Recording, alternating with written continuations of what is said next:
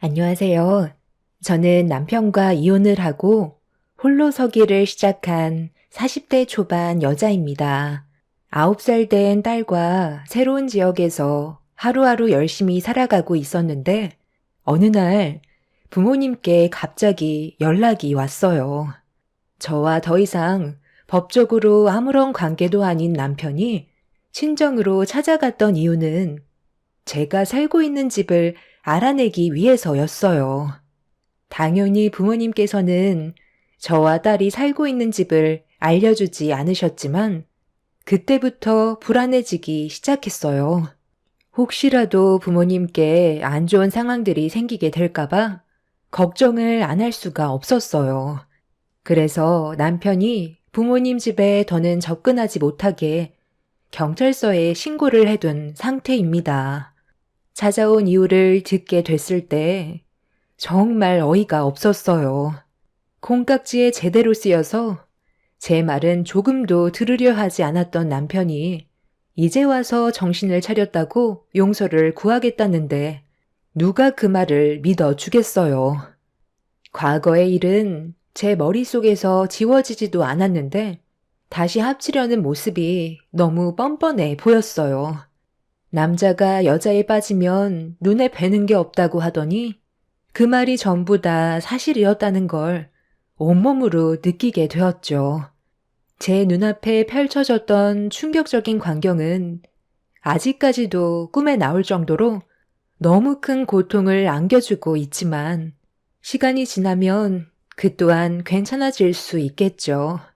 이런 관계까지 오게 된 건 6개월 전에 저에게 구두를 선물해 준 적이 있었어요. 그런데 10년을 넘게 함께 걸어왔으면서 구두 사이즈도 모르는지 사이즈가 작아서 발이 들어가지가 않았어요. 선물을 받아놓고도 기분이 상했던 저는 서재에서 일을 하던 남편한테 사이즈를 교환해야 될 것 같다는 말을 하려고 노크를 하려던 찰나 누군가와의 전화 통화 소리가 제 귀에 들려왔어요. 서재 앞에 서서 남편의 통화 내용을 엿듣게 됐는데 온몸에 닭살이 돋으면서 머리가 쭈뼛 서게 되었습니다. 남편이 전화 통화했던 사람은 여자였는지 서재 밖으로 흘러나온 한마디는 정말 충격적이었죠. 뭐? 사이즈가 맞지 않는다고? 그럴 리가 없는데. 아까 발 사이즈 확인해 봤잖아. 제대로 신어 봤어? 직접 사이즈 확인해보고 구매했던 거였잖아. 맞다. 아까 당신 거 살 때 집사람 것도 같이 구매했었는데 차에 올려놨을 때 다른 걸 가져갔나 봐. 내일 내가 다시 바꿔줄 테니까 퇴근하고 만나면 되겠네. 나는 뭐 괜히 2개 샀겠어? 아까 집사람과 저녁 약속 잡았었는데 자기가 하도 가지 말라고 그래서 집사람과의 약속 깨버리고 같이 있었잖아. 집안 분위기 안 좋아지는 거 내키지 않아서 입막음용으로 산 건데 어쩌겠어. 내일 나올 때 그 구두 가지고 나와. 바꿔줄게. 그럼 나도 자기 많이 사랑하지. 마지막으로 뱉은 남편의 사랑한다는 단어 한마디가 제 가슴을 철렁 내려앉게 만들었고 거칠어지는 숨소리가 서재 안에 있던 남편의 귀에 들어가게 될까봐 서둘러 방으로 들어왔어요. 10년간 함께 살아왔던 모든 순간들이 한꺼번에 무너져 내려 버렸고 처음 겪어봤던 상황이라 어떻게 행동을 해야 될지 몰라 두려움만 커져 있었어요. 남편이 저 말고 다른 여자를 만나고 있다는 사실을 어린 제 딸이 감당할 수 있을지 그게 제일 먼저 걱정이 됐어요. 저는 그날 이후 남편이 저와 집에서 함께하는 시간 외에 밖에서 생활하는 모습을 확인해 봐야 했어요. 그래서 처음으로 남편의 뒤를 조사해 줄 수 있는 사람을 고용하게 되었고 상당히 많은 돈을 지불했지만 남편이 어디까지 저를 숨겨왔는지 모든 걸 확인해 봐야 했었어요. 잠깐의 통화 내용을 들었을 때 느꼈던 남편의 감정은 풋풋한 연애의 느낌이 아닌 꽤 오랜 시간 정체 모를 여자와 만남을 지속했다는 걸 어느 정도 알 수 있었습니다. 그래서 제가 할 수 있는 건 뭐든 다 해보기로 했어요. 그렇게 시작된 남편의 뒷조사에서 또 다른 모습들을 확인했을 때 제가 생각했던 것보다 상상 이상의 또 다른 모습을 볼 수가 있었습니다.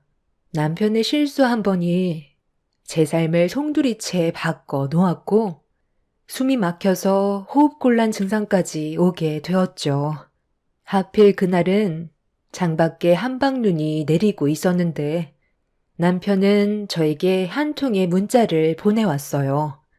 눈이 많이 와서 차가 막힌다며 좀 늦을 것 같다고 저 먼저 자고 있으라는 문자였습니다. 저는 이미 남편이 문자를 보내기 전에 퇴근을 하고 어디를 가고 있는지 전부 보고받고 있었기 때문에 저를 속이고 있다는 걸 알고 있었습니다. 외도를 하고 있다는 사실을 전혀 모르고 있었다면 남편이 혹시 집에 들어오는 길에 사고라도 날까봐 걱정되는 마음에 문자를 보냈을 테지만 이미 모든 걸 알아버린 저는 더 이상 연락을 하지 않았어요. 그렇게 늦은 새벽 시간이 되어서야 집에 들어온 남편은 제가 뒤를 지켜보고 있다는 걸 전혀 알지 못한 상태에서 안 자고 있었냐며 말을 붙여왔어요. 당신 아직 안 자고 있었어? 나 기다리고 있었던 거야? 먼저 자라니까. 눈이 너무 많이 와서 생각했던 것보다 차가 많이 막혀서 오는 길에 너무 피곤해서 차에서 잠깐 쉬다가 왔어. 오늘 별일 없었지? 당신도 이제 그만 들어가서 자. 난 서재에서 잠깐 일 좀 마무리하고 잘게. 운전을 오래 했더니 몸이 쑤시네. 당신 회사가 집에서 부산 정도 되는 거리니? 아무리 눈이 많이 왔다 해도 1시간이면 충분한 거리인데 8시간 만에 집에 들어와? 차에서 지금까지 자고 있었다고? 나보고 지금 그 말을 믿으라는 거야? 솔직히 말해. 어디서 뭐 하고 있었어? 이 시간까지 차에 있었다는 게 말이 돼? 핸드폰은 확인해 봤니? 전화를 몇 통이나 한 줄 알아? 나는 지금 당신한테 기회를 주는 거야. 어디서 뭘 하다가 이제야 들어온 건데? 어딜 들어가? 피하지 말고 솔직하게 얘기하라니까? 내가 너무 늦게 들어온 건 미안한데 나도 요즘 일하는 게 힘이 들다 보니까 너무 지쳤는지 정신줄을 놓고 잠이 들었다니까. 당신 요새 좀 이상한데? 내가 문자나 전화를 하면 바로 연락이 오더니 이제는 몇 번이나 연락을 시도해야 뒤늦게 답이 오잖아. 나한테 뭐 서운한 거라도 있는 건 아니지? 도대체 뭘 솔직하게 말을 하라는 건지 모르겠는데 내가 당신한테 숨기는 게 뭐가 있겠어? 맨날 회사 집밖에 없는데 이게 다 잠을 못 자서 예민해져서 그런 거야. 남편은 끝까지 다른 여자와 함께 있다가 들어왔다는 걸 말하지 않았어요. 자신이 저지른 행동에 대해 솔직하게 털어놓고 잘못을 구할 거라곤 기대하지 않았었어요. 되려 저를 이상한 시선으로 바라보던 남편은 더는 아무 말도 하지 않은 채 서재로 들어가 버렸습니다. 남편은 그날 방으로 들어오지 않았고 서재에서 잠을 청한 뒤 아침 일찍 출근을 했어요. 제가 어느 정도 눈치를 줬으면 행동을 조심해야 될 텐데 남편은 전혀 달라진 모습을 보여주지 않았어요. 오히려 더 대범해지고 있었죠. 남편을 홀리게 만든 여자가 얼마나 대단하길래 헤어나오지 못하고 있는지 확인을 해야 될 것 같아 추가 비용을 더 지불하고 여자가 어떤 사람인지 알아보게 되었습니다. 남편의 무책임한 행동들 때문에 생활이 전혀 되지 않았고 하루하루 마음의 병이 들어가고 있는 거울에 비친 내 모습을 보게 됐을 때 저도 모르게 울컥해서 결국 오열을 하고 말았습니다. 남편을 향한 분노는 점점 차올랐고 절대로 용서하고 싶지 않았어요. 10년의 시간 동안 살아오면서 남편은 저에게 모든 걸 숨김없이 얘기하고 거짓말은 아예 할 줄 모르는 사람인 줄 알았었는데 그건 제 착각이었다는 걸 뒷조사하면서 받게 된 증거물들이 모든 걸 말해주고 있었어요. 속이 뒤집어질 만큼 그 여자에게 빠져나오지 못한 남편과 더 이상 함께 살고 싶지 않아 부부관계를 정리하기 위해 이혼 서류를 준비했고 남편이 집에 들어오기만을 기다렸어요. 그렇게 늦은 저녁 시간이 되어서야 들어온 남편은 아무렇지도 않은 척 회사 일이 너무 바빴다면서 지친 모습으로 들어왔는데 좀 전까지 그 여자와 함께 있었다는 걸 저는 이미 알고 있었습니다. 남편은 제가 앉아 있는 곳으로 걸어오면서 테이블 위에 올려져 있던 서류를 가리켰어요. 이건 무슨 서류야? 아무것도 안 적혀 있네? 나한테 온 서류인가? 확인해봐도 되는 거지? 이거 뭐야? 당신 지금 나랑 이혼하자고 올려놓은 서류였어? 두 눈으로 봤으면서 뭘 물어봐. 우리 둘은 오래 이어갈 수 없는 관계니까 그만 이혼하자는 건데 오히려 당신은 나한테 고맙다고 해야 되는 거 아니야? 갑자기 왜 그래? 이혼이라니? 내가 뭘 잘못했길래 이혼까지 생각하고 있었던 거야? 설마 저번에 누나 쓸 때 너무 늦게 들어온 것 때문에 그런 거야? 모른 척 하지 말고 그냥 솔직하게 얘기해. 이혼 서류를 내밀었으면 당신이 저지른 행동에 대해 내가 어느 정도 알고 있다는 건데 왜 끝까지 숨기려 들어? 꼬리가 길면 밟힌다더니 어떻게 알게 된 거야? 내 딴에는 그래도 철저하게 숨긴다고 한 건데 요즘 너무 티나게 행동을 했나? 언제부터 알고 있었어? 당신이 나한테 구두를 선물해 줬을 때부터 그 여자한테는 진심으로 마음에서 우러나와 주는 선물이었고 나는 잔소리 듣고 싶지 않아서 입막음용으로 어쩔 수 없이 주는 구두였어. 아마 사이즈가 바뀌지 않았다면 나는 지금까지 전혀 모르고 있었겠지. 나랑 함께한 10년의 생활은 아무것도 아니었다는 거야? 아, 그때부터였으면 알게 된 건 얼마 되지 않았네. 한 번 실수한 게 그걸 눈치챈 거야? 설마 당신 그때 내 서재 앞에 있었어? 통화하는 걸 엿들었던 거야? 그래. 네가 그 여자한테 쩔쩔매면서 다시 바꿔주겠다며 사랑한다는 말까지 했었잖아. 한 지붕 아래 있으면서 내가 들을 수도 있다는 건 생각 안 해봤어? 최대한 조용하게 얘기한다고 했는데 결국 일이 이렇게까지 되어버렸네. 전부 알아버렸으면 그만해야지 어쩌겠어. 나도 이중 생활에 점점 지쳐가던 참이었거든. 그 여자가 나보다 잘난 게 뭐가 있길래 브레이크가 고장난 사람처럼 행동하는 건데 단 한 번이라도 잘못된 길을 걷고 있다는 생각은 안 해봤어? 그런 생각을 해본 적이 없을 정도로 내가 지금 그 사람한테 푹 빠져 있거든. 그래서 죄책감보다는 그 사람을 더 늦게 알았다는 게 아쉬울 뿐이야. 당신보다 잘난 게 뭐가 있냐고?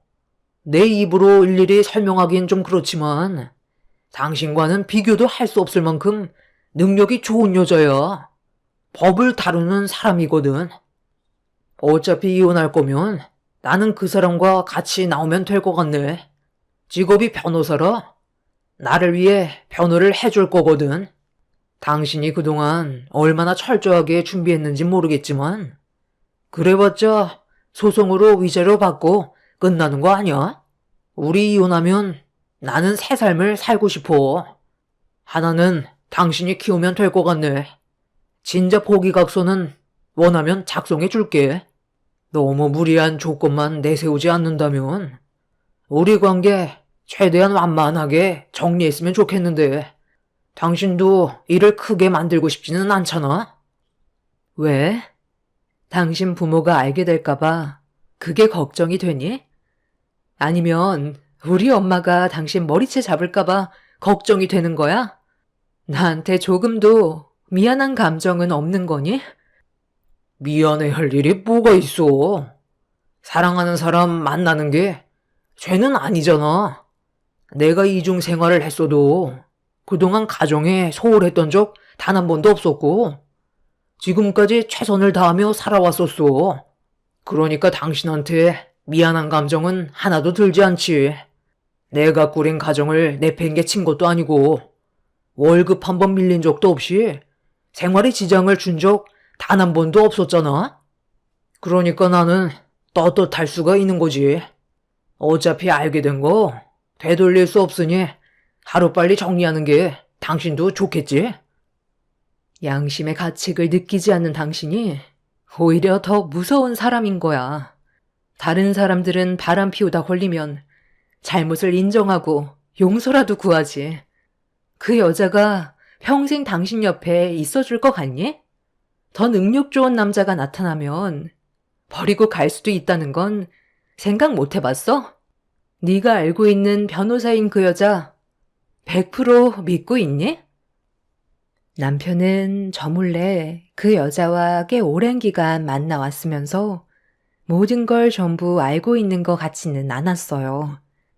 저는 이미 뒷조사를 통해 어떤 여자인지 파악하고 있었지만 남편은 그 여자의 겉모습만 보고 간이며 쓸개며 다 내어주고 있던 거였죠. 조금도 의심하지 않고 그 여자에게 푹 빠져있는 남편의 모습을 보고 있으니 어떤 일이 벌어지고 있는지 전혀 말해주고 싶지 않았어요. 그날 이후 저희 부부는 이혼을 하기 위한 준비를 하기 시작했고 제가 제시한 위자료와 재산 분할에 대해 얘기하는 순간 갑자기 태도가 돌변한 남편은 나중에 다시 얘기하자면서 누군가와 전화통화를 이어나갔어요. 서재에서 들어보니 상간녀와 대화를 나누고 있었고 잠시 뒤 거실로 나온 남편은 저와 잠깐 어디 좀 가자고 하길래 아이를 집 근처에 있는 친정 부모님 댁에 잠깐 맡긴 뒤 남편을 따라갔습니다. 그리고 잠시 뒤 저희 앞에 나타난 여자는 남편 옆에 앉더니 저를 빤히 쳐다보면서 비웃는 듯한 얼굴로 자기소개를 하더니 재산 분할과 위자료의 제시 금액을 거부했어요. 너무 터무니없는 금액을 제시하는 거 아니에요? 재산 분할 5억에 위자료 5천을 달라고요? 동우 씨한테 들어보니까 지금까지 살면서 뭐 한 것도 없던데?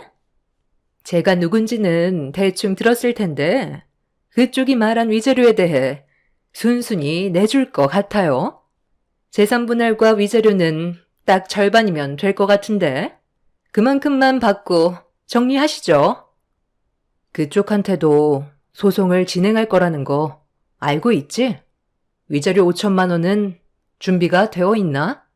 변호사면 이미지가 생명인데 불륜을 저질렀다는 사실을 알게 된다면 먹고 사는데 지장이 생기지 않을까? 상황 판단 잘하는 게 좋을 거야. 내가 제시한 금액은 전혀 많지 않다고 생각하는데? 마음 같아서는 탈탈 털어버리고 싶지만 법대로 하다 보면 내가 원하는 대로 되지 않으니 나도 변호사가 시키는 대로 해야 되거든. 조율할 생각도 없고 제시한 금액에 대해서는 무조건 받아야 될 것 같으니 일을 크게 만들지 않는 게 좋을 거야. 갈 때까지 한번 가볼까? 누가 더 불리한 게임일까? 나는 이미 눈에 뵈는 게 없어. 지금 당장이라도 그쪽 머리채 잡고 난리를 치고 싶지만 내 손을 더럽히고 싶지 않아서 참고 있는 중이니까 조용히 넘어가는 게 좋을걸. 그쪽이 어떤 여자인지 나는 벌써 다 알고 있거든. 저번에 배가 너무 고파서 밥집에서 밥을 먹은 적이 있었는데 음식 맛이 너무 형편없어서 입맛만 버리고 왔었거든. 지금 기분이 그때랑 너무 똑같은 것 같은데. 우리 초면은 아닌 것 같은데. 그쪽은 기억이 잘 나지 않나 봐. 서로 원하는 걸 가져가려면 좋게 해결 봐야지. 상간녀는 제가 뱉은 한마디에 얼굴이 사색이 돼서는 눈을 회피하면서 말까지 더듬거리기 시작했어요. 이미 저는 전부 다 알고 있는데 그걸 계속 숨기고 이를 꾸미려는 상간녀를 보니 너무 한심스럽더군요. 뛰는 놈 위에 나는 놈이 있다고. 저는 남편이 바람을 피웠을 때 상간녀까지 뒷조사를 끝낸 상태라 어떤 여자인지 전부 다 파악이 된 상태였죠. 하지만 그걸 남편은 전혀 모르고 있고 상간녀에게 푹 빠져서는 변호사라고 확고하게 믿고 있는 모습이 참 우스웠습니다. 제가 앞에 있는데도 상간녀에게 시선을 떼지 못하는 남편은 보란듯이 그 여자에게 스킨십을 하고 있었어요. 속이 부글부글 끓고 있었지만 끝까지 참았고 제가 제시한 금액에 대해 번복할 마음이 없다는 걸 확실하게 의사표현을 하니 상간녀가 잠시 따로 대화 좀 했으면 한다고 저를 화장실로 불렀습니다. 네가 지금 간이 배 밖으로 나왔지? 변호사? 어디서 나를 속이려 들어? 내가 지금 당장 너를 신고해서 사기죄로 쳐넣고 싶지만 왜 참고 있는지 알아? 10년을 믿고 살아왔던 저 자식이 내 앞에서 무너지는 모습을 봐야 하거든. 그래서 네가 밥집에서 뒷설거지하는 거 뻔히 알고 있는데도 모른 척하는 거야. 언제 그렇게 뒷조사까지 전부 다 하셨대? 그래, 나 변호사 아니야. 술집에서 친구들과 술을 먹고 있었는데 나한테 접근하더니 같이 합석했으면 좋겠다고 해서 그날 하루 즐기려고 만났었는데 나에게 진심이라며 다가오더니 첫 느낌을 봤을 때 직업이 변호사 같다고 하길래 그냥 그렇게 생각하라고 거짓말을 했었는데 그때부터 나를 바라보던 시선이 바뀌었고 지금까지 만남이 이어져 왔던 거였어. 굳이 나에 대한 환상을 깨주고 싶지 않았었거든. 나도 지금의 관계를 깨고 싶은 생각은 없어. 동우 씨가 나한테 워낙 돈을 잘 써서 헤어지게 되면 앞으로의 삶이 힘들어질 것 같아. 이대로 쭉 이어가고 싶네. 그런데 얼마나 여자 고시를 못했으면 동우 씨가 밖으로 돌겠어. 나한테 좀 배우셔야 되겠네. 남자를 확실하게 잡는 방법은 밤일이 제일 중요한 건데. 그 여자는 저에게 용서를 구하는 것보다 오히려 제가 여자 구실을 못해서 그 사람이 밖으로 도는 거라며 상처되는 말을 거침없이 뱉어댔어요. 그때 정말 사람이 참을 수 있는 한계를 느끼게 되었고 순간적으로 욱해서는 그 여자의 얼굴에 뺨을 올리고 싶었지만 변호사가 했던 말이 생각이 나서 올렸던 손을 내려놓게 되었죠. 제가 상간녀의 뺨에 손을 올리게 되면 역으로 고소가 들어올 수 있기 때문에 최대한 침착하게 행동을 해야 했어요. 그 여자는 자기가 먼저 자리로 돌아가서 제가 원하는 조건에 대해 설득시키겠다고 화장실 문을 열며 밖으로 나갔습니다. 속이 뒤집어질 만큼 화가 치밀었지만 원하는 결과를 얻기 위해서는 끝까지 참아내야 했어요. 그렇게 다시 자리로 돌아가니 둘은 서로 좋아 죽는 듯 제가 보는 앞에서 터치하고 난리도 아니었죠. 남편은 자리에 앉은 저를 보며 재산분할 5억에 위자료 5천으로 저와의 인연을 끝내주겠다면서 이혼 서류에 도장을 찍었고 저도 남편과 여자의 낯짝을 한심하게 바라보면서 도장을 찍었습니다.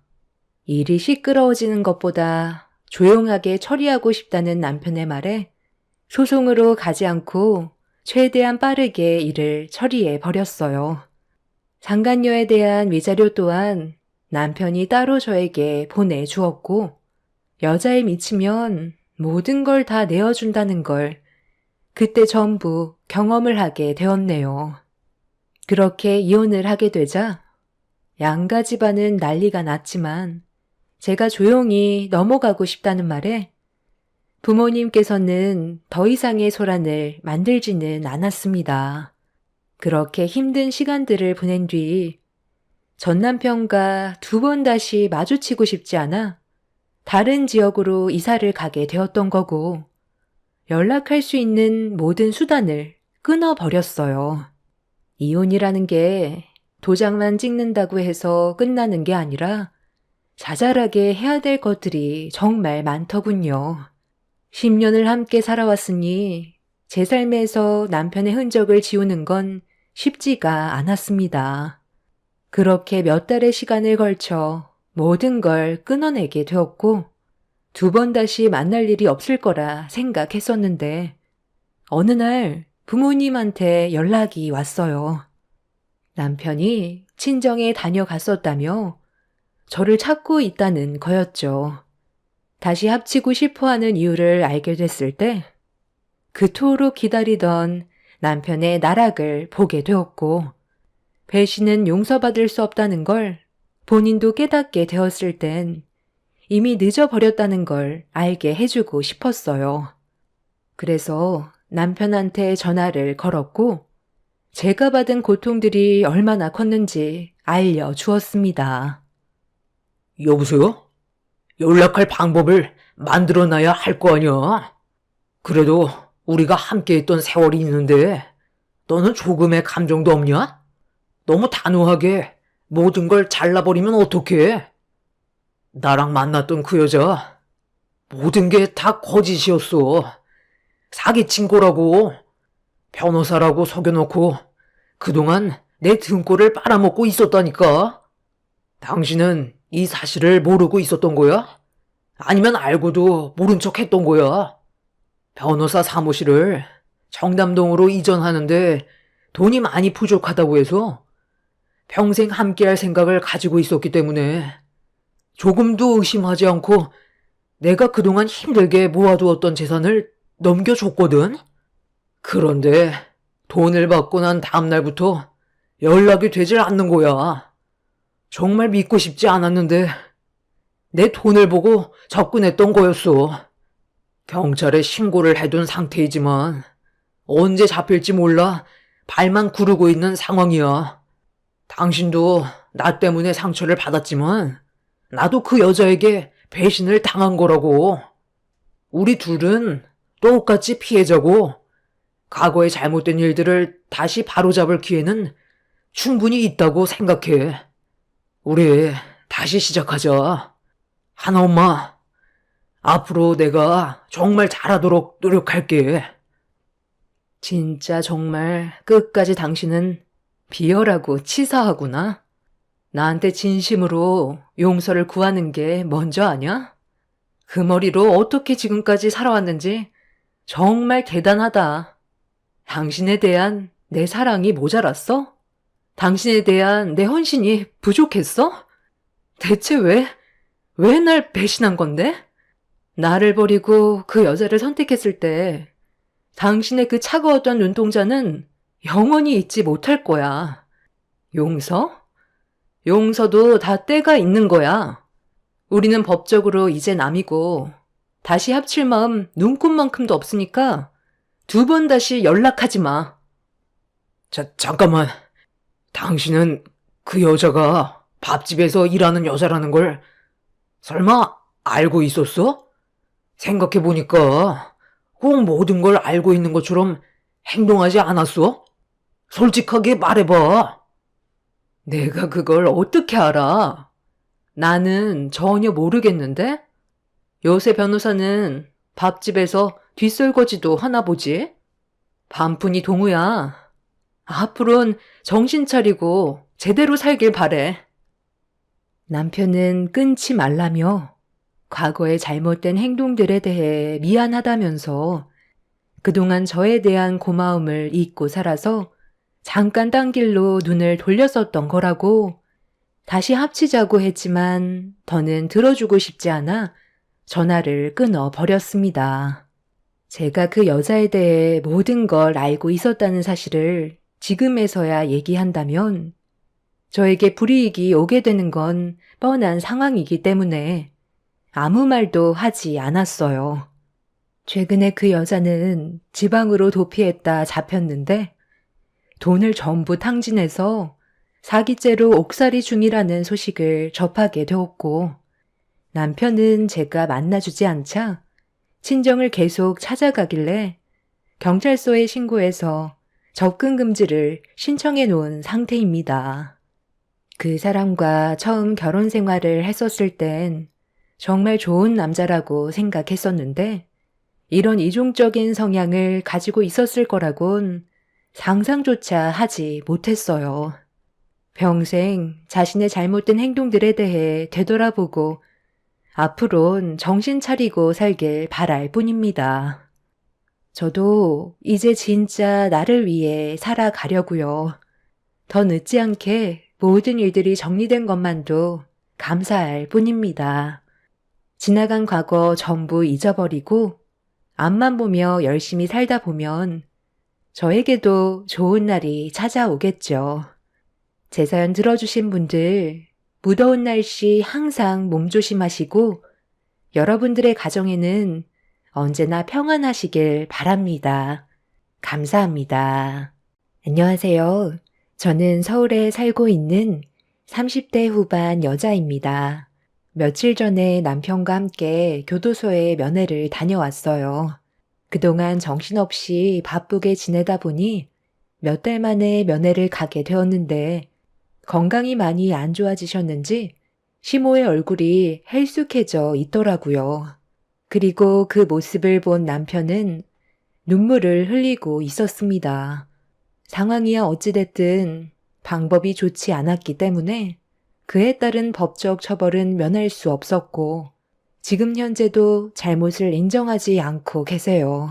시댁 집안에 문제가 시작된 건 어느 날부터인가 가족들에게 예민하게 반응하신 시모의 행동들에 가족 모두가 난감했었어요. 몸에 문제가 생기셨을지도 모른다는 생각에 가족들은 시모를 병원으로 모시고 가야 하는지 걱정까지 하게 될 만큼 상당히 심각했었어요.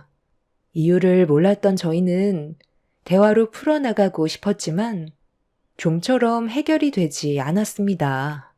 날이 가면 갈수록 행동 하나하나에 민감한 반응을 보이신 시모 때문에 시댁 집안에는 균열이 일어났고 매주 시댁을 찾아갔던 가족들은 결국 등을 돌리는 상황까지 오게 되었죠.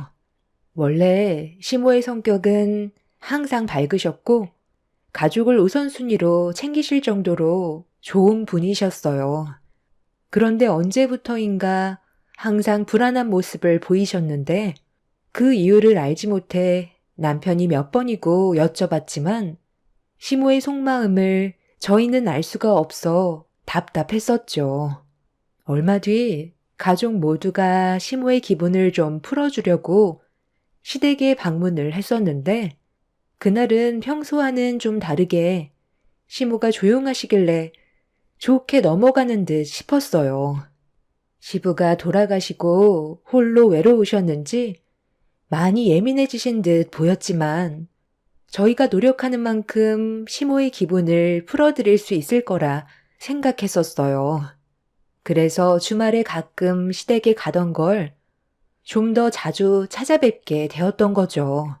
시모가 가지고 있는 감정이나 속마음을 전부 다 알 수 없었기 때문에 노력 외에는 딱히 할 게 없었어요. 저희 부부는 시모가 외로우셔서 날카롭게 변하신 것 같아 개인적으로도 시댁에 갔었어요. 노력에 비해 크게 변한 건 없었지만 그래도 언젠간 시모가 다시 예전처럼 밝은 성격으로 돌아오실 수 있을 거라는 희망 하나로 힘든 상황을 이겨내고 있는데 조용하셨던 시모는 또다시 일을 터뜨리셨고 집안의 분위기는 순식간에 안 좋아졌어요. 그날은 그래도 좋게 넘어갈 줄 알았는데 제 예상과는 다르게 시모의 흥분은 쉽게 가라앉지 않았습니다. 어머님, 제발 그만 좀 하세요. 계속 이러시는 거 저희도 지친다니까요. 제가 뭘 어쨌길래 물을 한 바가지 퍼서 제 얼굴에 뿌리는 건데요. 너야말로 지금 무슨 짓이냐? 방금 무슨 짓을 하려고 했어? 나를 발에 걸려 넘어지게 하려고 했잖아. 내가 넘어져서 뇌진탕으로 세상 떠나길 바라는 거냐? 뭐라고요? 아니, 어떻게 그런 생각을 하실 수 있으세요? 움직이다가 살짝 부딪힌 것 뿐인데, 제가 돌아가시길 바라고 있었다고요? 주말에 쉬지도 못하고 어머님 댁에 와서 시간 보내드리고 있는데, 결국 돌아오는 건 이런 거예요? 최근 들어 어머님한테 상처 많이 받았어도 항상 저한테 잘해주셨던 기억 때문에 참고 있었지만, 저도 이제 더 이상은 못하겠어요.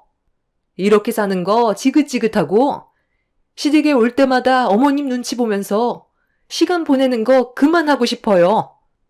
너 말 다 했니? 누가 보면 네가 피해자인 것처럼 말하는데 다리를 걸었던 건 너였고 하마터면 테이블 모서리에 머리를 부딪힐 뻔했다고. 어머니, 이제 그만하세요. 이 사람이 실수였다고 하잖아요. 서로 좁은 길을 지나다 보면 발에 걸려 넘어질 수도 있는 건데 뭐 그런 거 가지고 그러세요. 너도 똑같아. 엄마 편을 들어주기는커녕 자기 마누라 편만 들어주는 거 보면 자식 새끼 키워봤자 아무 소용없다는 거 여기서 드러나는 거야. 엄마가 세상을 떠날 뻔했다고 말을 했는데 어떻게 나에 대한 걱정은 조금도 안 할 수가 있는 거니? 너도 엄마가 세상 떠나길 원하고 있는 거지? 꼴도 보기 싫으니까 당장 나가. 엄마, 왜 그래요 진짜?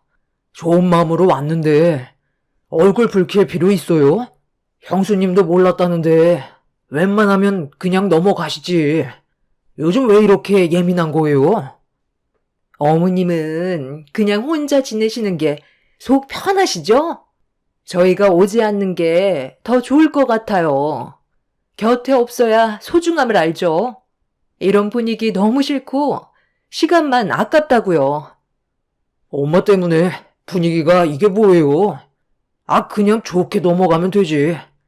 별것도 아닌 일을 키워서 가족들 속을 뒤집어놔야 마음이 편해요. 다 필요 없으니까 이제 집에도 오지 마라. 너희들 얼굴 보고 사는 게 100배는 더 늙겠다. 너희 아버지 없다고 너희들이 날 무시하는데 다 필요 없어. 시모는 갑자기 현관문에 걸려있던 빗자루를 들어 올리시더니 저희들을 향해 사정없이 휘둘렀어요.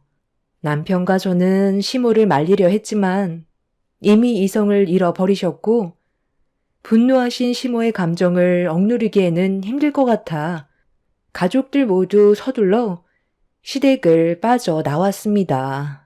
빗자루를 들고 현관문 앞에 서 있는 시모는 가족들을 노려보시더니 현관문을 강하게 닫아 버리셨어요.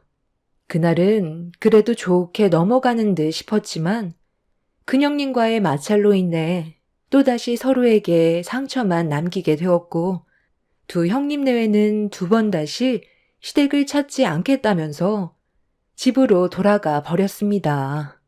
저희도 좋지 않은 감정이었기 때문에 어느 정도 시간이 필요했었어요.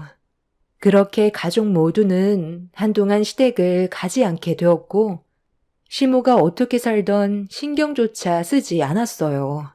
그리고 한 달 정도 시간이 흘렀을 때 큰 아주버님이 가족 모두를 불러 모았습니다.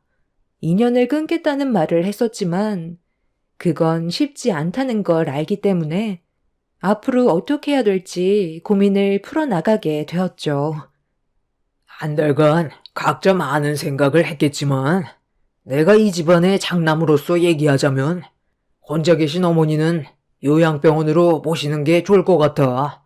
저렇게 지내실 바엔 그게 차라리 좋은 방법 아니겠소? 인연 끊겠다고 했지만 신경 쓰이는 건 사실이잖아. 언제까지 이런 식으로 살아갈 건데? 다들 너무 지쳤잖아. 저도 그렇게 하는 게 좋겠어요. 이러다 나중에 더 큰 피해가 올지도 모른다고요. 지금의 어머님은 제정신이 아니세요. 정신적으로 문제가 있다니까요. 아, 도대체 왜 저러시는 거야? 이유를 알아야 해결 방법을 찾을 거 아니야. 무조건 화부터 내시는 거 보면 아버지 돌아가시고 정신병이 생긴 것 같아. 자식이 셋이나 있는데 큰형은 요양원에 모시자고 하고 둘째 형은 엄마를 정신병자 취급하니까 집안이 제대로 돌아가겠소? 엄마가 왜 그러시는 건지 시간을 내서 진지하게 대화할 자리를 만든 적도 없었잖아. 내가 그런 자리를 만든다고 했을 때도 큰형은 내가 막내라고 무시하기만 하지. 형이 직접 해결할 생각은 없었잖아. 둘째 형도 마찬가지야. 엄마를 병자로 취급하면서 하루빨리 돌아가시는 게 속 편할 것 같다는 말이 입 밖으로 나와? 어머, 그래서 서방님은 잘했다는 거예요? 정작 본인도 해결한 건 아무것도 없으면서 왜 이 사람한테 탓을 돌리는지 모르겠네요. 이 자리는 누굴 탓하려고 만든 자리가 아니에요. 혼자 계신 어머님을 앞으로 어떻게 해야 할지 고민을 하는 자리라고요. 얼굴 붉히고 싶지 않으니까 서로 조심하죠. 여기서 어머님한테 제일 이쁨 받은 사람이 막내 동서였던가? 요즘 들어 막내 동서도 우리랑 별반 다를 것 없는 대우를 받고 있긴 하지만 그래도 어머님이 막내 동서를 좋게 봐주시니까 대신 가서 얘기 좀 진지하게 나눠보는 게 어때? 도대체 왜 그러시는지 속마음을 알아야 해결 방법을 찾을 거 아냐. 형님들은 저희 부부가 시댁에 가서 시모와 대화를 나눠보는 게 좋을 것 같다며 말 나온 김에 바로 움직이길 원하고 있었어요. 두 형님 내외는 연락을 기다리겠다면서 먼저 자리에서 일어났고 본인들은 하기 싫다는 의사를 정확하게 표현했어요. 저희 입장은 생각도 하지 않고 서둘러 나가버려서 남편과 저는 어떻게 해야 할지 고민을 할 수밖에 없었고 어쩔 수 없이 시댁을 찾아가게 되었습니다. 정확하게 무슨 일 때문에 시모의 성격이 변했는지 들어봐야 했어요. 한 달 만에 보게 된 시모의 얼굴은 상당히 그늘져 있었고 안색이 안 좋아 보이길래 남편은 건강이 걱정된다며 좀 전에 형님 내외와 만났던 일들에 대해 말씀드렸어요. 엄마는 언제까지 이런 관계를 유지할 생각이세요? 한 달 동안 연락 한 통 없이 서로 얼굴 안 보고 지내면 좋아요? 왜 이렇게 살아야 되는지 모르겠어요. 어머님, 무슨 생각을 가지고 계시길래 저희들을 차갑게 대하시는 거예요? 예전으로 돌아가시는 게 싫어서 그런 거예요? 저희가 어머님을 어떻게 할까봐 그래요? 내 편은 지금 아무도 없다. 누구도 믿고 싶지 않고 나 혼자 살아갈 거니까 너희들도 이제 그만 와라. 살다 보니 알겠더라고. 자식 새끼들 다 키워봤자 믿을 놈 하나 없다는 걸 너무 잘 알게 됐거든. 너희들도 내 앞에서는 걱정하는 척만 하는 거지. 속으로는 하루라도 빨리 세상 떠나길 원하고 있잖아. 내가 떠나야 이 집이며 재산 전부 다 가져갈 수 있으니까 그걸 바란다는 거 내가 모를 줄 아니? 가식적인 너희들의 얼굴 보고 싶지 않으니까 그만 돌아가라. 어머님, 무슨 일 있으셨어요? 왜 그런 생각을 하세요? 저희가 언제 어머님 재산 탐낸 적 있었나요? 아버님 돌아가시고 심리적으로 많이 불안해지신 것 같은데 그런 생각 안 하셔도 돼요. 저희는 어머님이 건강만 하셨으면 좋겠어요. 마음을 좀 내려놓으시면 안 돼요? 이러다 정말 쓰러지실까봐 걱정이에요. 너희들이 아무리 좋게 포장하려 해봤자 내 마음은 돌릴 수 없을 거다. 사람은 겉모습만 보고 판단할 수 없거든. 너희들도 똑같아. 내 앞에서는 걱정하는 척해도 속으로는 나를 어떻게 하면 잡아먹을지 그걸 계획하고 있겠지. 오늘 온 것도 내가 어떤 상태인지 궁금해서 온 거 모를 줄 아니? 시모와의 대화 자체가 되지 않았어요. 모든 행동과 말투를 의심하면서 저희가 시모를 헤아려 든다고 생각하고 있는 것 같아 보였습니다. 처음에는 최대한 좋게 풀어보려고 노력을 했지만 시모가 계속해서 안 좋은 감정을 표출하다 보니 저희도 조금씩 지쳐가기 시작했어요. 조금이라도 희망이 보인다면 그에 맞는 방법으로 해결을 하겠지만 시작도 할 수 없을 만큼 시모의 마음이 굳게 닫혀있던 터라 결국 아무것도 해결하지 못한 채 시모와 얼굴만 붉히고 집으로 돌아올 수밖에 없었습니다. 그리고 이런 상황들에 대해 남편이 두 시숙에게 설명을 하면서 방법이 없을 것 같다는 말을 하게 되었습니다. 남편도 시모를 요양원에 모시는 걸 생각하고 있었어요. 그 이유는 시모가 집에 혼자 계시면서 아무것도 드시지 않고 계셨는지 냉장고에 있던 음식들이 전부 상한 채로 그대로였거든요. 저도 그런 상황들을 보게 되니 차라리 요양원에서 생활하시는 게 심적 안정을 되찾으실 것 같아 남편의 의견을 존중해주고 있었습니다. 그렇게 한참 동안 두 시숙의 통화를 끝낸 남편은 시모를 요양원으로 모시기 전에 식사 자리를 한번 만드는 게 좋을 것 같다며 시댁의 출장 뷔페를 알아보게 되었고 남편이 거의 모든 준비를 하게 되었죠. 저는 하필 그때 출장 중이라 늦은 시간에 도착 예정이라 남편이 신경을 쓸 수밖에 없었어요. 두 형님 내외도 각자 사업을 하기 때문에 미리 도착할 수 있는 상황은 아니었죠. 출장을 가 있는 동안 남편이 제 딸을 봐주면서 식사 준비를 하게 되었고 시모도 어느 정도 분위기 파악을 하셨는지 별말이 없으시다면서 실시간으로 시모의 기분 상태를 저에게 알려주었습니다. 최대한 서둘러 모든 일정을 끝낸 뒤 시댁으로 향했어요. 제가 출장 온 곳에서 삼청동 시가까지 3시간 정도는 쉬지 않고 달려야 도착할 수가 있었죠. 가는 동안에도 남편이 걱정돼서 별일 없냐고 물어보면 시모는 제 딸과 시간을 보내고 계시다면서 거의 도착해 갈 때쯤 출장 뷔페도 도착했다는 소식을 듣게 되었고 두 형님 내외도 때마침 왔다며 저만 가면 오래간만에 가족 모두가 한자리에 모이게 되는 상황이었습니다. 그날만큼은 기분이 상하는 일이 있더라도 최대한 좋게 풀어나가기로 서로 약속까지 했었어요. 그렇게 제가 제일 늦게 시댁에 깜짝 도착했을 때 눈앞에 펼쳐진 광경에 경악을 하게 되었고 충격적인 상황이 펼쳐져 심장이 철렁 내려앉아 버렸네요. 시댁에 도착하자마자 눈에 들어온 건 시모가 제 딸에게 화를 내고 있었어요.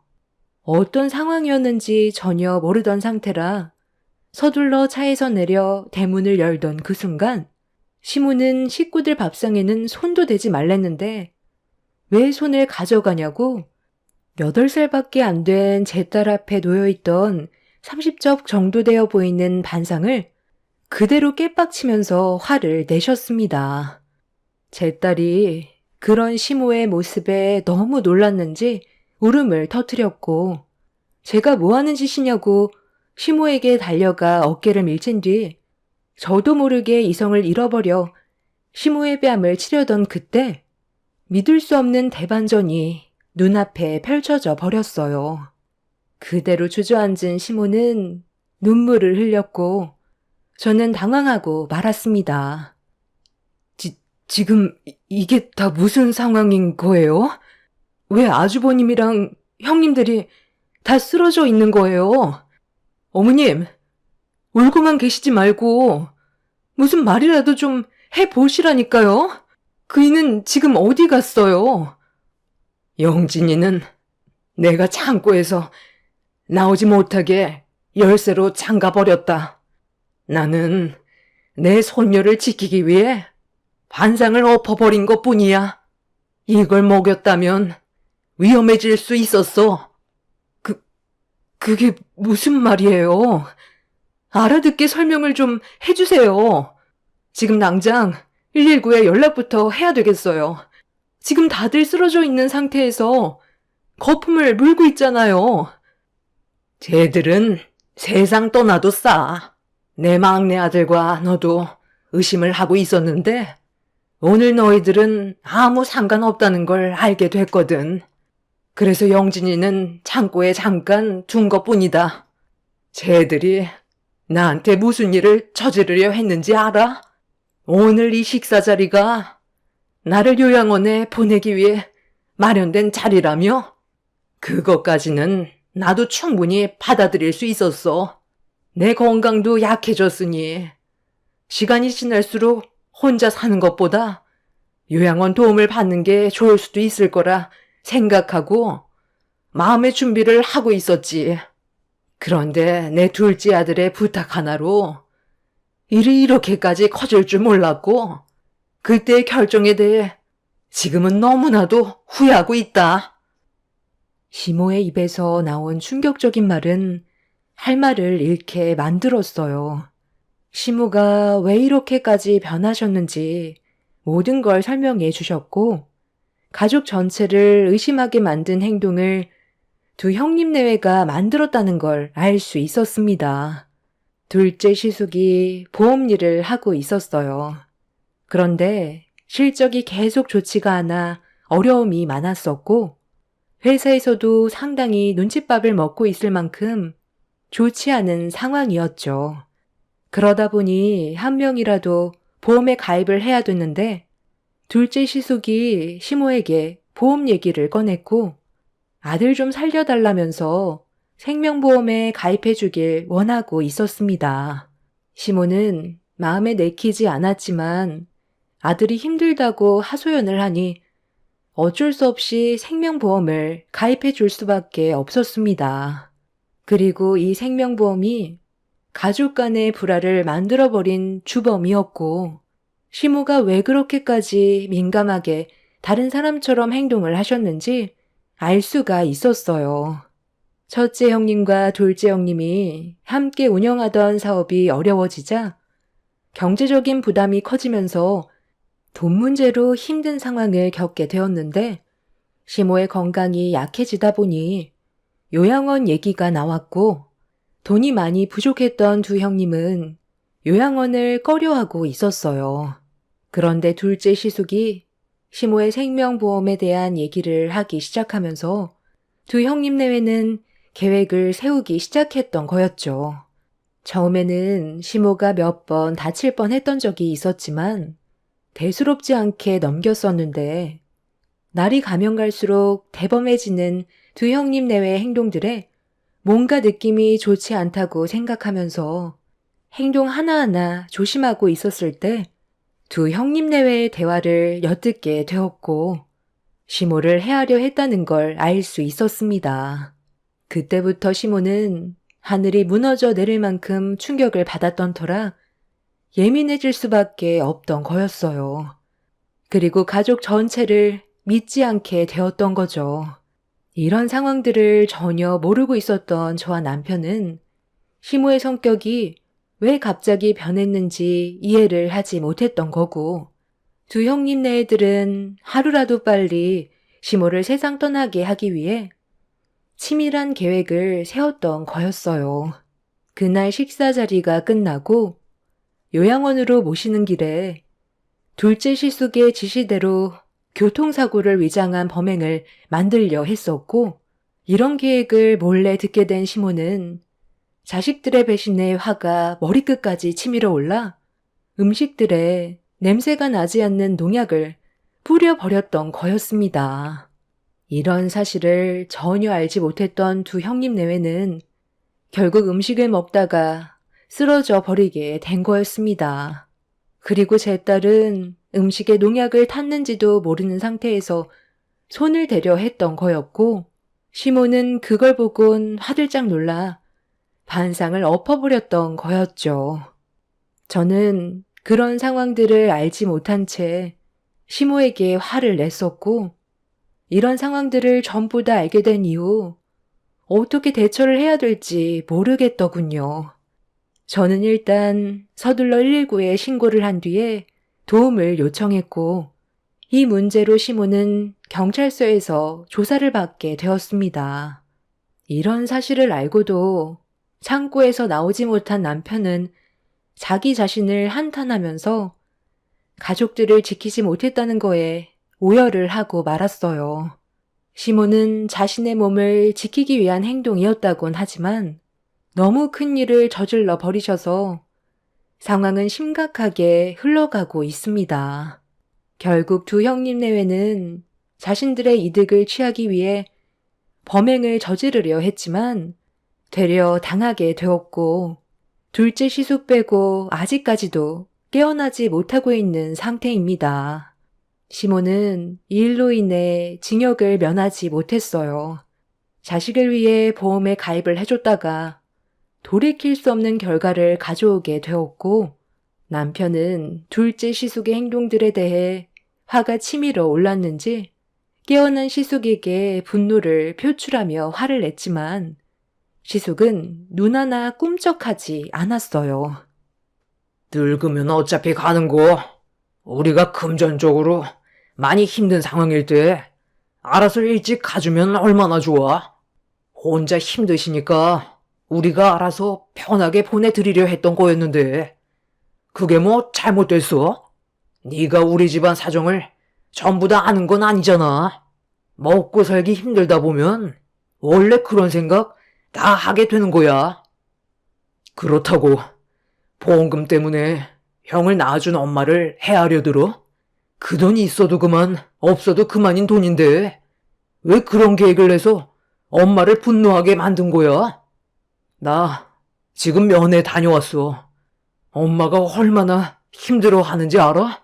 형의 그 욕심 때문에 엄마가 얼마나 실망을 많이 했겠냐고. 배 아파 낳은 자식 애지중지 키워놨더니 보험금 타먹으려고 자기를 낳아준 엄마를 해하려 했다는 걸 뒤에서 전부 다 듣게 됐을 때 그 마음 조금이라도 생각해봤어? 형 자식들이 나중에 커서 똑같이 그런 짓을 저지르려 했다면 마음이 어떨 것 같은데? 하도 사정이 힘들다고 엄마한테 보험 하나 들어달라고 했으면 감사하게 생각해야지. 상황을 이렇게까지 만들었어야 돼? 지금 큰형이랑 형수님들 아직까지 깨어나지 못하고 있어. 형이 모든 상황의 시작이니까 혼자 모든 벌을 다 받으라고. 그렇다고 자식한테 농약을 취하게 한 엄마도 제정신이 아니지. 징역 그거 몇 년 안 되잖아. 어찌됐든 엄마가 저지른 행동도 잘한 건 아니니까 처벌은 받고 나오시든 거기서 생을 마감하시든 하라고 해. 어차피 일로 인해 우리와의 관계도 끝난 거 아니야? 일이 이렇게까지 될 줄 몰랐는데 우리 가족 전체가 생명보험 들어있는 거 알지? 너랑 재수씨 빼곤 전부 다 들어있는데 깨어나봤자 장애를 안고 살아갈 바엔 차라리 이참에 세상 떠나면 보험금은 타먹을 수 있겠네. 나 쉬어야 할 것 같은데 언제까지 여기 있을 거냐? 스트레스 받게 하지 말고 그만 나가봐라. 너희들은 잘 먹고 잘 사니까 이런 걱정은 안 해봤겠지. 둘째 시숙은 추가적인 조사가 이루어졌고 생명보험 때문에 범행을 저지르려 했던 원인 제공자였기 때문에 처벌을 면하기는 어려운 상황이었어요. 살면서 돈 때문에 집안이 한순간에 무너질 거라곤 전혀 상상하지 못했었는데 일이 이렇게까지 되어버리니 돈이 무섭다는 걸 또 한 번 깨닫게 되었습니다. 앞으로 어떻게 살아가야 할지 모르겠어요. 두 형님과 큰 시숙은 언제 의식이 돌아올지도 모르는 상태고 상황이 안 좋아지면 세 명 다 세상을 떠날 수도 있기 때문에 걱정이 너무 많습니다. 최대한 좋게 끝나길 바라지만 저희가 생각한 대로 되는 것도 아니라서 많이 답답하네요. 제 사연을 들어주신 여러분들의 가정에서는 돈 때문에 집안 분열이 일어난 적이 있었나요? 생명보험이 뭐라고 그 돈을 받기 위해 범행까지 저지르려 했던 두 형님네의 행동들을 다시 되돌아봐도 온몸에 소름이 돋더라고요. 이 세상에서 제일 무서운 게 사람이라더니 그 말이 정말 공감이 되네요. 믿을 수 없는 현실들을 다시 되돌리고 싶어요. 저희도 가족들끼리 좋았던 적이 있었는데 그날이 참 그립습니다. 제 사연 들어주신 분들 즐거운 주말 보내시고 여러분들의 가정에는 돈 때문에 저희 가족처럼 불화가 생기지 않길 바라며 가족들과 행복한 삶을 만들어 가시길 바랍니다. 감사합니다. 안녕하세요. 저는 최근에 이혼장 날리고 남편과 갈라서게 된 30대 후반 여자입니다. 확실히 믿었던 사람에게 받은 상처는 그만큼 오래 가는 것 같아요. 남편과 부부 생활을 이어간 지 5년 차가 넘어가면서 그래도 제가 믿고 사랑했던 사람이었는데 결정적일 때만큼은 누구보다 제 편에 서서 얘기해 줄 거라 확신하고 있었어요. 하지만 평생을 함께할 사람이라고 생각했던 남편이 뱉은 한마디는 모든 걸 산산조각나게 만들어 버렸습니다. 몇 달 전에 정신적으로 저에게 많은 버팀목이 되어주셨던 엄마가 건강상 문제로 세상을 떠나셨어요. 제가 태어나자마자 아빠를 잃은 것도 마음이 아픈데 엄마마저도 곁을 떠나시니 그 충격은 너무 크게 다가왔었죠. 아빠는 일을 하시다가 엄마 출산 소식에 제 얼굴을 보려고 급하게 오시던 도중 사고로 제 얼굴도 못 보시고 세상을 떠나셨다는 말을 들은 적이 있었어요. 엄마는 제 곁을 떠나지 않겠다고 항상 입이 닳도록 약속을 하셨는데 병이란 엄마의 의지로는 이겨낼 수 없다는 걸 두 눈으로 보게 되었고 저에게 하셨던 약속은 결국 지키지 못하셨습니다. 요즘 의료 기술이 많이 좋아졌다곤 하지만 암을 치료할 수 있는 기술은 아직까지 많이 부족하다는 걸 눈앞에서 전부 지켜보고 있었어요. 대장암 사기는 더 이상 손을 쓸 수 없는 단계였고 마음의 준비를 해야 될 것 같다는 절망적인 말을 들었을 때 저 또한 인생을 포기하고 싶었습니다. 결국 엄마는 저에게 미안하다는 한마디 하시곤 제 손을 놓으셨고 남은 인생을 엄마 없이 외롭게 살아가야만 했어요. 그런데 장례가 끝난 지 얼마 되지 않았는데 시모가 저를 위로해주고 싶다며 시댁 식구들을 데리고 집에 오셨는데 말로는 위로라고 하셨지만 시모는 다른 목적으로 오셨다는 걸 알 수가 있었어요. 엄마가 세상을 떠나신 뒤 남겨진 아파트를 정리해야 되는데 언제 또 알아보신 건지 저는 전혀 알지 못했던 부동산 시세에 대해 말씀하시면서 더 늦어지기 전에 처분하라고 계속 보채셨습니다. 괜찮냐는 한마디 하시고 본론으로 들어가신 시모의 눈빛은 욕심이 가득했어요. 사돈 사시던 집이 얼마 전까지만 해도 6억이었는데 지금 10억을 뛴 거 아니? 부동산 거래 보니까 몇 개 매물 나왔던 거 바로 팔렸더만. 어차피 그 집 처분할 건데 뜸들일 필요가 뭐가 있니? 부동산 시장이 다음날 어떻게 될지 모르는데 시세가 떨어지기 전에 처분해야지. 아파트도 연식이 있어서 시간이 지날수록 가격이 떨어지는 건 어쩔 수가 없는 거다. 임대 아파트도 아니고 메이커 아파트라서 거래율도 좋더구만. 내가 물어봤는데 10억이 최대 맥심일 것 같다고, 더 이상 오를 일은 없을 것 같다고 하더라. 지금이 최대치라고 말이 나왔는데 시간이 지나면 떨어지는 건 당연한 거잖아. 그러니까 서둘러 처분하는 게 어떻겠니? 저는 아직 어떻게 해야 될지 정리가 되지 않아서 좀 더 신중히 생각해 보려고요. 그래도 엄마가 남기고 떠나신 유산인데 바로 처분하는 건 좀 아닌 것 같아요. 내가 너한테 영양가 없는 말이나 들으려고 여기까지 달려온 줄 아니? 한두 푼도 아니고 4억이 공돈으로 생기는데 고민할 필요가 뭐가 있어? 그지? 서둘러 처분하고 4억은 내 통장에 넣어주면 딱 좋을 것 같아서 하는 얘기다. 이런 말을 내 입으로 꼭 해야 되겠니? 네가 먼저 노후자금으로 사용하라고 알아서 넣어주면 얼마나 좋아.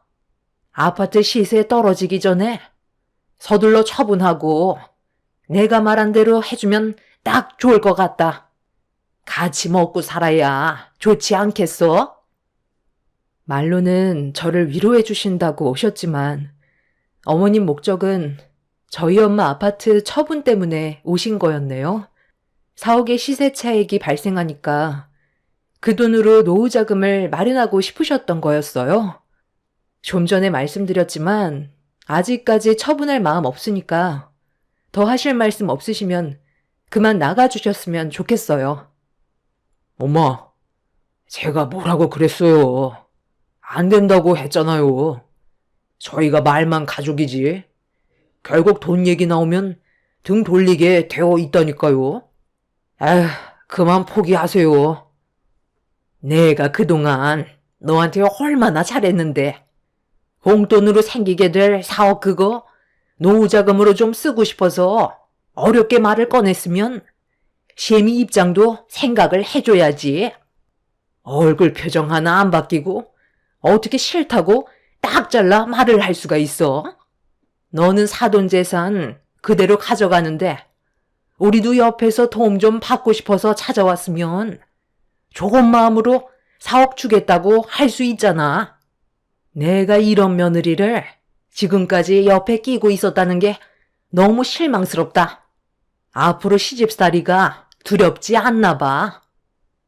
당신답지 않게 갑자기 왜 그래? 우리 엄마가 많이 놀라셨잖아. 꼴랑 4억 때문에 가족들과 등 질 거야? 그동안 엄마가 당신을 얼마나 아꼈는지 몰라? 아주 잘 알지. 내가 왜 그걸 모르겠어. 일 시키기 전날에 항상 전화하셨잖아. 매번 명절 때마다 다음날 음식해야 되니까 쓸데없이 나가서 사고라도 나면 안 된다고 집 밖으로 아예 나가지도 못하게 하시잖아. 저번 명절 때 당신 생각 안 나? 잠깐 마트 가서 필요한 물건 샀다가 전화하셔서 어디냐고 하시길래 잠깐 동네 마트 왔다고 했다가 노발대발 하셔서 난리 났던 거 기억 안 나? 나를 아껴주시는 게 아니라 어머님은 나를 일 시키는데 차질이 생기면 안 되니까 집 밖으로 나가지 못하게 하신 거라고. 그런데 나를 아낀 거라고? 더 말하고 싶지 않으니까 그만 돌아가세요. 저희 엄마 세상 떠나신 지 얼마 되지도 않았어요. 오늘은 네가 너무 흥분한 것 같으니까 일단 돌아가도록 하마. 어차피 공돈인데 의미 있게 쓰면 좋으니까 했던 말이다. 나중에 다시 얼굴 보고 얘기하자. 시모는 제 눈치를 보시면서 가족들을 데리고 돌아가셨지만 화가 가라앉지 않아 온몸이 떨리고 있었습니다. 남편은 제가 어떤 상태인지 뻔히 알면서 편을 들어주기보다 시모의 말을 거들었다는 거에 너무 실망을 했어요. 남편은 시댁 식구들을 배웅해 준 뒤 다시 돌아와서는 저를 보며 무섭게 화를 내기 시작했죠.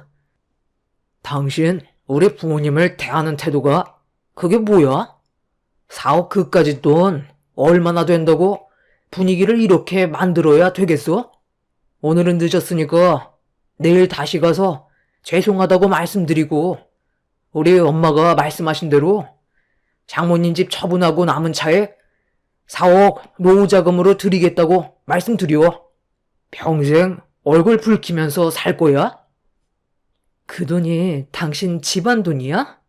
말하는 게 아주 당연하게 생각하는 것 같은데 다시 한번 말하지만 그거 우리 엄마 집이야. 그리고 나에게 남겨진 유산이라고. 그래서 지금 집안 분위기를 더 심각하게 만들겠다는 거야? 엄마가 저렇게까지 화내시는 것 보면 당신이 뭘 잘못했는지 몰라? 이번 기회에 우리 엄마한테 점수 따면 얼마나 좋아? 하루 이틀 얼굴 볼 사이도 아닌데 웬만하면 해달라는 대로 좀 해주고 좋은 관계 유지하면 좋잖아. 어려운 거 아닌데 쪼잔하게 자꾸 이럴래? 같이 살면서 항상 느끼고 있었던 건데 당신은 내 입장에서는 단 한 번도 편을 들어주지 않더라. 이번에도 다를 건 전혀 없었고 당신한테 정말 많은 실망을 했어. 우리 결혼 생활한 지 5년이고 우리 사이에서 태어난 지우는 이제 3살이야. 지금이 제일 중요한 시기라고 생각하는데 부부관계에 금이 가기 시작했고 당신이랑 한 공간에 있는 것 자체가 너무 불편해.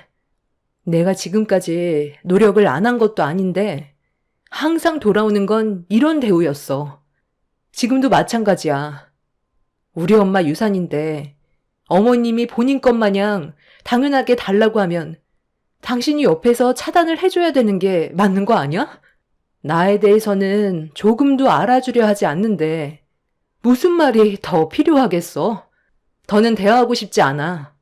한동안 우리 엄마가 사시던 집에 있을 테니까 우리 관계 진지하게 다시 생각해보자. 어차피 장모님 아파트 처분하면 당신한테 떨어지는 돈도 많은데 시세 차익으로 얻게 될 4억 그거 우리 부모님 노후 자금으로 좀 달라는 건데 그거 싫어서 우리 부부 관계에까지 문제가 생기게 만든 당신도 잘한 거 하나 없어. 그 돈 세상 떠날 때도 가지고 갈 거냐? 이렇게 각자 지낼 바엔 차라리 그냥 이혼하는 게 낫지. 남편은 조금의 망설임도 없이 저와 이혼하길 원하고 있었어요. 더는 대화 자체를 섞고 싶지 않아 제 딸을 데리고 엄마가 살고 계셨던 집으로 향했습니다. 남편은 저에 대한 분노를 쉬지 않고 문자를 보내면서 풀고 있었어요. 그동안 살면서 실망도 많이 했지만 그날 제가 겪었던 남편의 모습은 정과는 비교도 안 될 정도로 너무 큰 상처를 받게 되었습니다. 그렇게 엄마가 살고 계셨던 집에서 며칠간 머무르며 남편과의 관계를 진지하게 생각했어요.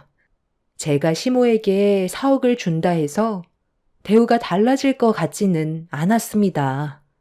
아마 아파트를 처분하면서 남은 돈을 시모는 더 얻어내기 위해 또 다른 방법을 동원할 테고 결국 또 다른 문제거리가 생기게 될 건 뻔했기 때문에 한 푼도 드리고 싶지 않았습니다. 제가 5년간 결혼 생활하면서 항상 느끼고 있었던 건 시모가 저를 진심으로 대해주지 않는다는 거였어요. 무언가 도움이 필요할 것 같을 때만 잘해주는 척 하시고 평소에는 제 얼굴만 보셔도 괄시하셨으면서 시모가 원하는 걸 얻으려 할 때만 저를 이용했던 모습을 지금까지 봐왔었기 때문에 어떠한 도움도 드리고 싶지 않았습니다. 그렇게 며칠간 엄마 집에서 생활을 하면서 조금의 연락도 없게 되자 남편과 시모는 아파트 시세가 떨어질까봐 불안했는지 이번에는 양손 가득 선물을 사가지고 집으로 찾아오셨어요. 내가 얼마 전에 너무 생각만 앞선 것 같아. 미안한 마음도 있고 해서 얼굴 좀 보려고 다시 왔다. 사돈이 세상을 떠나서 요 근래 많이 힘들었을 텐데 이거 먹고 기운 좀 차려라. 장어즙인데 이게 기력 회복하는 데는 특효라더라. 유명한 곳에서 진하게 내린 거니까 한 포만 먹어도 몸이 달라지는 걸 느낄 수 있을 거다. 당신을 위해 나도 선물 하나 준비했어. 엄마가 주신 장어즙부터 일단 먹어봐. 그러고 나서 내가 가지고 온 선물 보여줄게. 기대해도 좋을 거야. 나 지금 먹고 싶은 생각 별로 없으니까 용건만 간단히 해줬으면 좋겠어. 갑자기 이러는 거 더 부담스럽고 적응 안 돼. 그래, 알았어. 그럼 지금 보여줄게. 이거 봐봐. 엄청 귀엽지? 우리 둘째 가지는 거 어때? 하나는 외롭다고. 둘째도 가지길 원했었잖아. 내 입장은 하나라도 잘 키우자는 거였지만 당신이 원하는 대로 둘째 계획도 세울 테니까 그만 기분 풀고 집으로 돌아가자. 언제까지 여기서 지낼 건데? 계속 이렇게 지낼 건 아니지? 우리 관계에 문제가 생겼는데 둘째가 무슨 소용이야? 지금은 지우 하나 키우는 것도 얼마나 힘든 줄 알아? 당신이 육아에는 손가락 하나 까딱하지 않는데 둘째까지 나오면 내가 살아남을 수 있을 것 같아? 둘째를 가지자고 했던 건 지우 낳고 1년 뒤였어. 그때까지만 해도 당신이 이 정도는 아니었는데 지금은 예전의 모습을 찾아볼 수 없을 정도로 완전히 다른 사람이 되어버렸는데 굳이 둘째까지 가질 필요는 없을 것 같더라고. 그래서 지금까지 아무 말도 안 하고 있었던 거야. 앞으로 우리와 함께 지내는 동안 얼굴 붉힐 일이 없다는 건 말이 안 되지만 그래도 서로 이해하고 조금이라도 신경 써준다면 분명 좋은 관계를 유지할 수 있을 거다. 네가 잠깐 주춤하고 있는 동안 벌써 부동산 시세가 1,000만 원이나 떨어진 거 아니? 서둘러 처분하지 않으면 앞으로 계속 떨어지게 될 거다. 오죽했으면 내가 너한테 장어집까지 내려서 찾아왔겠니? 내 아들이 베네 쪼고리까지 사와서 네가 원하는 아이까지 가지겠다는 말까지 했겠냐고. 앞으로 더 떨어질 게 눈에 보이는데 분위기 탔을 때 빨리 처분하고 빠지는 게 제일 좋은 방법이다. 굴러 들어온 돈을 왜 다 걷어 차려 하는 건데? 이 집은 제가 어렸을 적부터 엄마와 함께 있던 공간이었으니까요. 정말 많은 추억이 담겨 있는 곳을 처분하면 이 집에 다시 들어오고 싶어도 올 수가 없잖아요. 아무리 돈도 중요하지만 저는 엄마와 함께 있던 세월의 흔적을 더 중요하게 생각해요. 그래서 지금 당장 이 집 처분하고 싶지 않아요. 아니, 왜 이렇게 앞뒤가 꽉 막혔어? 그 추억 때문에 당장 먹고 살 수 있는 돈을 날려먹겠다고? 너 정말 이기적이구나. 애도 생각해야지. 앞으로 애한테 들어가는 돈도 얼마나 많은데 추억 그거 하나 때문에 거저 들어온 돈을 걷어 차버리겠다는 거야? 안 되겠다. 정말 이러다가 시세 차익 얻지도 못하겠다. 이거 놓으세요. 지금 뭐 하는 거예요? 저는 싫다고 말씀드렸잖아요. 이 집이 어머님 것도 아닌데 왜 마음대로 하려는 건데요? 이거 놓으시라고요. 시모는 제 팔을 끌어당기면서 집 밖으로 끌고 나가려고 안간힘을 썼어요. 부동산 시세가 1,000만 원 떨어졌다고 당장 처분해야 된다면서 저를 끌고 부동산에 가려고 했죠. 제가 싫다고 발버둥을 치자 시모 혼자서는 역부족이라고 판단했는지 남편한테 도움을 요청했고 저는 남편에 의해 몸이 들려 버렸어요. 더는 참을 수가 없어 난리를 치면서 발로 남편의 얼굴을 내리쳤고 제 발 뒤꿈치에 얼굴을 맞게 된 남편은 바닥을 뒹굴면서 고통스러운지 비명을 질렀습니다. 제가 곧장 핸드폰을 들어 경찰에 신고를 하겠다고 하자 시모도 동네가 떠나갈 정도로 화를 내며 신고해보라고 제 머리채를 잡아 바닥으로 패대기를 쳤습니다. 그렇게 집안이 아수라장이 되자 주민분들이 신고를 했는지 경찰들이 왔고 그제서야 상황이 마무리가 될 수 있었어요. 시모는 끝까지 저에게 달려들면서 가만두지 않겠다며 분노를 가라앉히지 못했습니다. 제가 왜 이런 대우를 받아야 하는지 이해할 수 없어 그 자리에서 남편과 이혼을 하겠다며 확실하게 못을 박았어요. 남편은 제가 원하는 대로 되지 않을 거라면서 코를 부여잡고 집으로 돌아갔어요. 그날 또한 저에게 사과를 하려는 마음보단 아파트 시세가 조금 떨어졌다는 것 때문에 찾아오신 거였죠. 이미 너무 큰 실망과 상처를 받았던 저는 남편과의 이혼을 고민할 필요도 없었어요. 소송을 걸어서라도 이혼을 하기로 마음을 먹게 되었습니다. 그래서 이혼 서류를 준비한 뒤에 집으로 돌아가 남편한테 이혼 통보를 하려고 현관문 손잡이를 잡으려는 순간 충격적인 말을 듣게 되었고 온몸이 떨려왔어요. 문을 완전하게 닫지 않아 틈 사이로 들리던 대화 소리는 상상 이상으로 저에게 상처를 안겨 주었네요.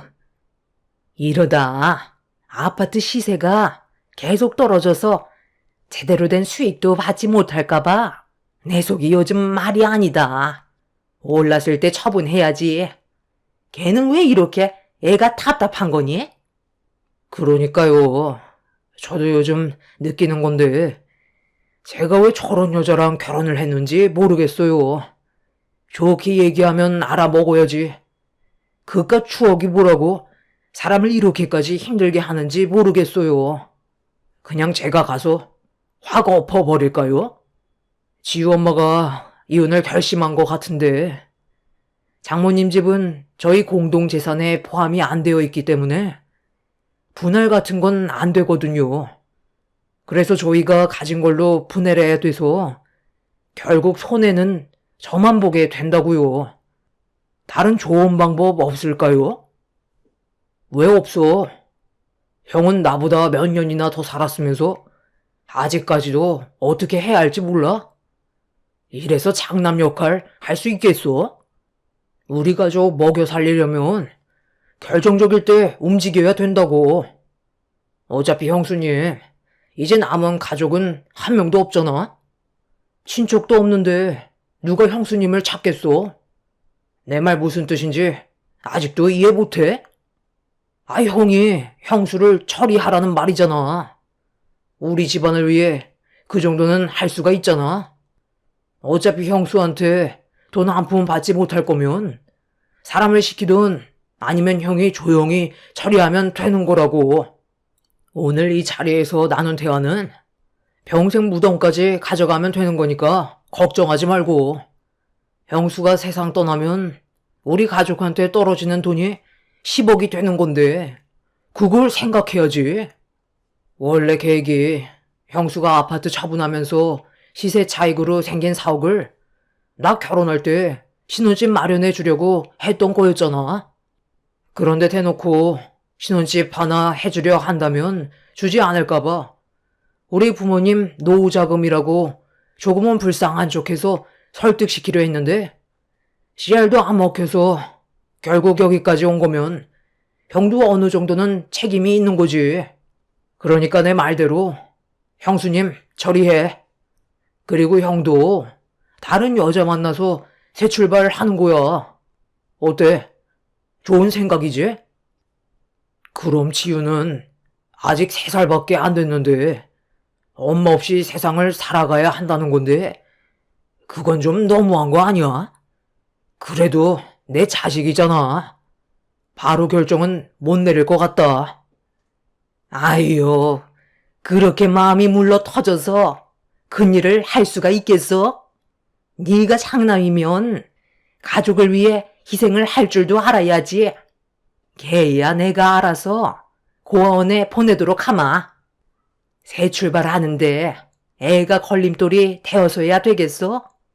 요즘 누가 애 딸린 남자를 만나겠어? 눈 딱 감고 사고 한 번만 내도록 하자. 그럼 우리 가족 평생 행복하게 살아갈 수 있을 거다.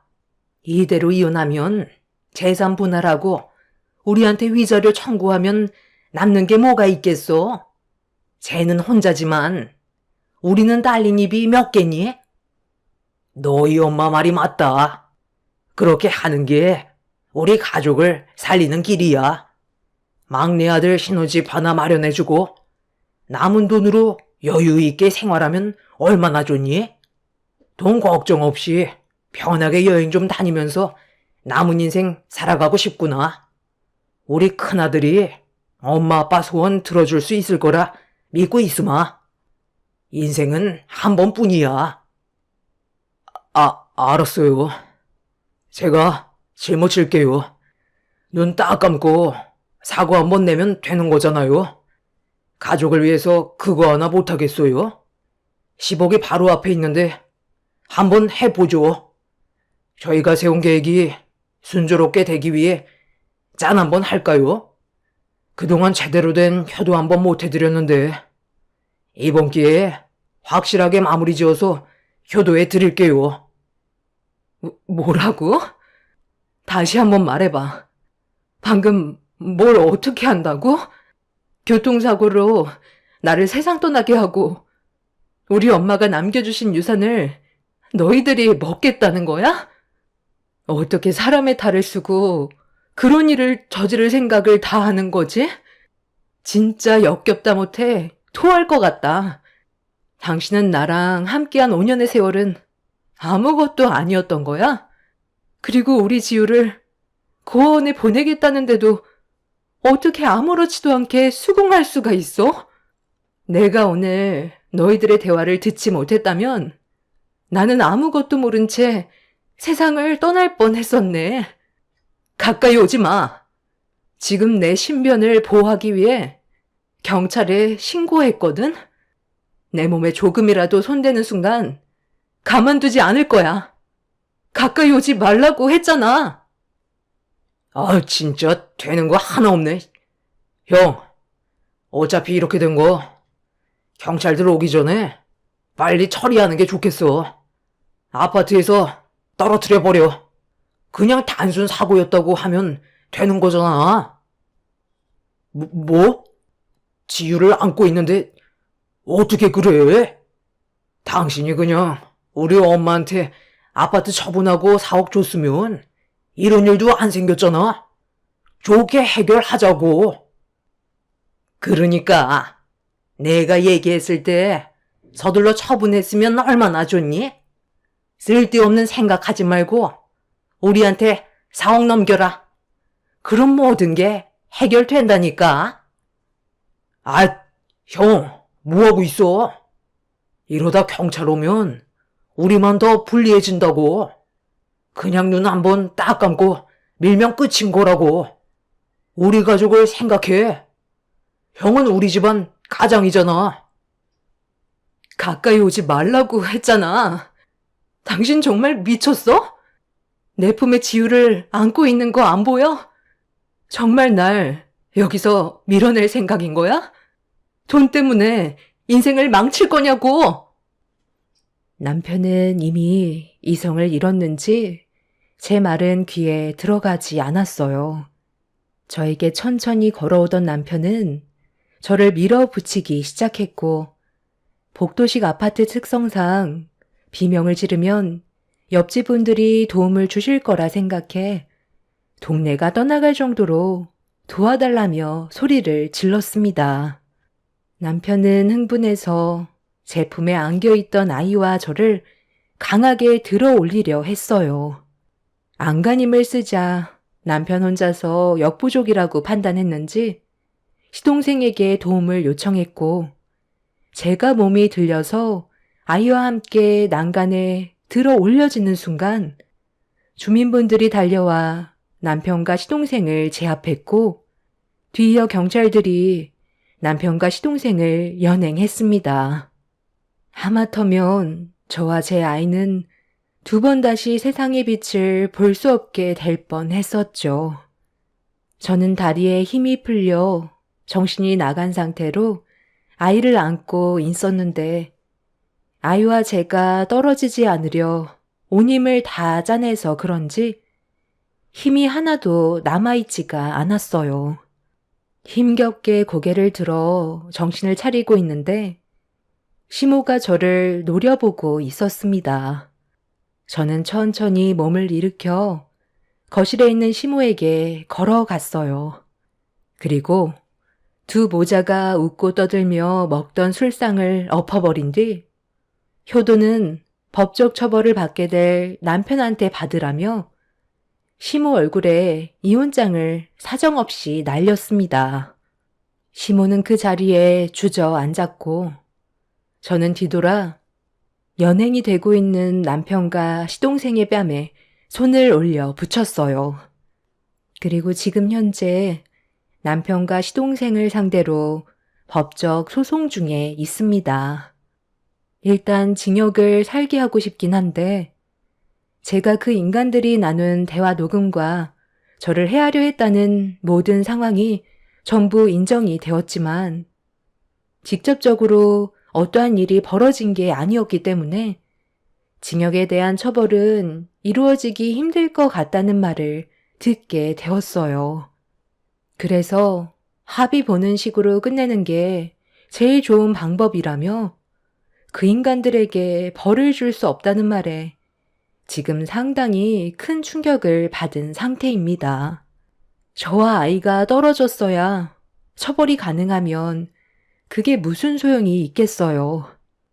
요즘 제일 불안한 건 그 인간들이 저에 대한 분노로 또다시 해를 가할까봐 걱정에 잠도 안 오고 있습니다. 그래서 지금 살고 있는 집을 처분하고 다른 지역으로 이사를 갈까 생각 중입니다. 아이를 지키기 위해서라도 제가 내린 결정이 제일 현명한 방법 같아요.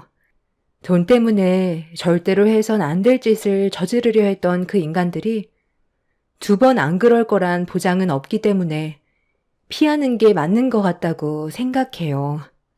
다시는 그 인간들 얼굴을 보고 싶지 않을 뿐입니다. 제 사연 들어주신 분들, 돈 때문에 집안이 무너지는 경우가 있으셨나요? 저도 이번이 처음 겪게 된 일이라 아직까지 충격에서 벗어나지 못하고 있는 중입니다.